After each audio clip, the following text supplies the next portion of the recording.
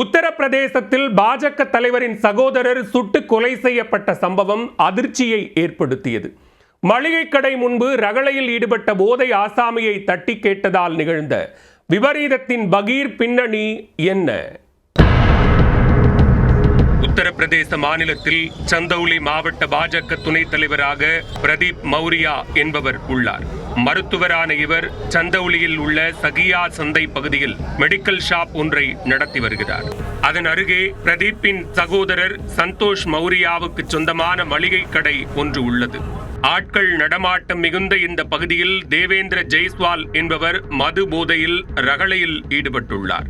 இதனால் வாடிக்கையாளருக்கு இடையூறு ஏற்படுவதாக கூறி போதை ஆசாமியை சந்தோஷ் மௌரியா கண்டித்துள்ளார். அத்துடன் அங்கிருந்தவர்களுடன் சேர்ந்து அவரை விரட்டி அடித்துள்ளார். இதனால் ஆத்திரத்துடன் இடத்தை காலி செய்த போதை ஆசாமி சிறிது நேரத்தில் மீண்டும் அங்கு வந்துள்ளார். முதலில் பொதுமக்கள் அவரை விரட்டி அடித்த நிலையில் திரும்பி வந்து பார்த்தபோது பின்வாங்கியுள்ளனர். காரணம், அவரின் கையில் இருந்த இரட்டை குழல் துப்பாக்கிதான்.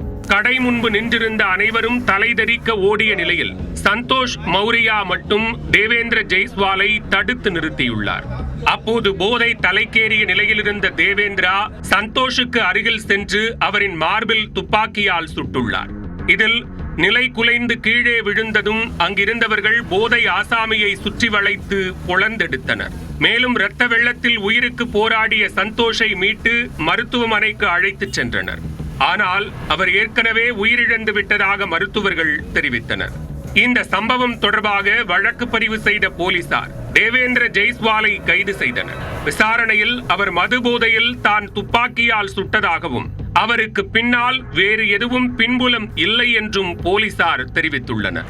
மளிகை கடை முன்பு தகராறில் ஈடுபட்ட போதை ஆசாமியை தட்டி கேட்ட பாஜக நிர்வாகியின் சகோதரர் சுட்டு கொல்லப்பட்ட சம்பவம் உத்தரப்பிரதேசத்தில் பெரும் அதிர்வலைகளை ஏற்படுத்தியுள்ளது.